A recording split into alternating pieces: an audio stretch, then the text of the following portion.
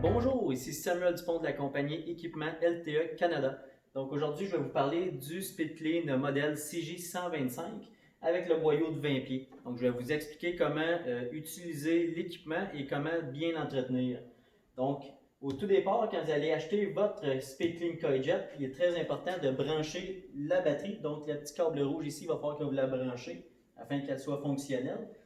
Vous allez remarquer aussi également que la fusible va se situer à la même endroit que la batterie. Donc, si dans le futur vous avez des petites problématiques, vous pouvez vérifier la fusible juste ici. Donc, on va brancher la machine, l'équipement. Et on va avoir de l'autre côté le on-off de la machine pour pouvoir la partir. Et on a la dilution, la valve de dilution juste ici. Donc, on va pouvoir contrôler le taux de dilution de savon avec l'eau pour faire le nettoyage. Donc, ce qui est très important, on a le réservoir d'eau ici, le réservoir de savon. Donc, quand on va remplir le réservoir d'eau juste ici, il est très important, si vous utilisez une hose à jardin, de bien valider qu'il n'y a pas de contaminant dans la hose qui pourrait créer une obstruction dans la pompe et dans la machine ici. Donc, laissez tout le temps l'eau couler une couple de secondes pour s'assurer qu'il n'y a pas de terre ou de gazon coincé dans la hose à jardin qui va aller dans notre machine. Donc, ça, c'est le premier point qui est très important. Et pour le réservoir à savon, juste ici, il est fortement recommandé d'utiliser le savon de Speed Clean dû à son taux de pH. Si vous utilisez des savons autres que Speed Clean, des dégraissants maison ou d'autres marques, ça se pourrait que le savon que vous utilisez va assécher les gasquettes, donc où est-ce qu'il y a les valves, les gasquettes, où c'est qu'il y a la pompe, donc ça peut créer des problématiques. La réservoir peut fuir, et ainsi de suite. Donc, très important de mettre le savon de Speedifoam de Speed Clean. Si vous utilisez votre propre savon, ben, mettez-le pas à l'intérieur, appliquez-le manuellement, juste pour vous assurer que la machine garde sa garantie. Parce que si vous utilisez une autre sorte de savon et que la machine ne fonctionne plus, elle ne sera plus garantie malheureusement. On va faire des tests de pH dans le réservoir pour s'assurer également si vous avez utilisé le savon Speed Clean ou non. Donc, quand vous allez utiliser le taux de la valve de dilution ici, le potentiomètre, il est très important de ne pas la serrer trop fort pour la fermer. Sinon, vous allez endommager la valve qui est juste ici. Donc, je vais vous montrer de plus proche à quoi qu'elle ressemble cette valve-là quand on la force. Nous avons donc ici de plus proche la valve, le contrôle de la valve. Donc, ce qui est très important avec ce contrôle-là, c'est mentionner de ne pas la serrer au maximum, c'est-à-dire de ne pas trop la serrer.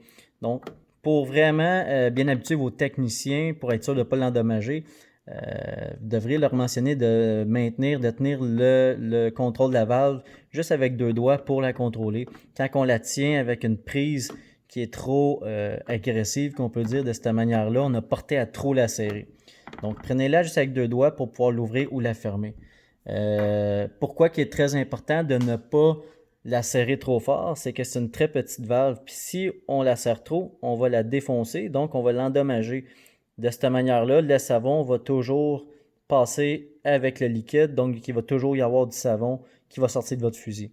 Donc, ça, cette kit-là, au moins, ça se répare, mais prendre note que faut pas serrer la barre valve, le contrôle de la valve trop fort parce que ce type de bris-là n'est pas garanti. Donc, on le sait tout de suite quand elle a été forcée parce que quand elles sont neuves, elles sont toutes lousses, elles sont faciles à bouger. Puis quand elles ont été forcées, ils sont très durs à tourner. Donc, ce qu'il faut savoir avec le CoilJet de Speed Clean, on doit mettre le bon savon dans la machine. On doit faire attention à l'eau qu'on va mettre à l'intérieur du réservoir. On doit également faire attention à comment manipuler le contrôle de la balle valve. Et par la suite, bien sûr, l'hiver, quand il fait très froid, on ne laisse pas la machine dans un véhicule pour pas que le liquide gèle. Parce qu'il y a une pompe, bien sûr. Donc, si on prend le temps de faire un usage de cette manière-là avec la machine, puis qu'on la tient propre en tout temps, c'est une très bonne machine. Ce qui est très intéressant également, c'est qu'il y a un petit kit qui se vend, qui est un kit d'entretien. Donc, si jamais votre machine est brisée, on a un centre autorisé chez LTE Canada pour la réparer. Mais vous pouvez la réparer vous-même aussi également. Donc, ne mettez pas votre machine aux poubelles. c'est réparable, puis ça n'est pas très dispendieux, là. Donc, vous pouvez prendre un kit complet. Ça comprend les check valves, la valve de contrôle. Il y a même une pince pour les bagues de serrage. Donc, ça, c'est un kit d'entretien complet. Il y a une fusible également. Donc, vous pouvez tout nettoyer, toute la réparer au complet, faire une grande mise à jour dessus. Donc, une machine bien entretenue, c'est bon longtemps. Mais bien sûr, si la machine n'est pas bien entretenue, ça peut durer seulement qu'un an. Donc, c'est très important. Je le mentionne toujours à mes clients. Entretenez-la comme du monde. Puis, faites un usage adéquat. C'est une machine qui va être bonne pour des années. Donc, si vous avez des questions, vous pouvez nous contacter ou vous pouvez aller voir notre site internet www.ltecanada.com. Merci. Bonne journée.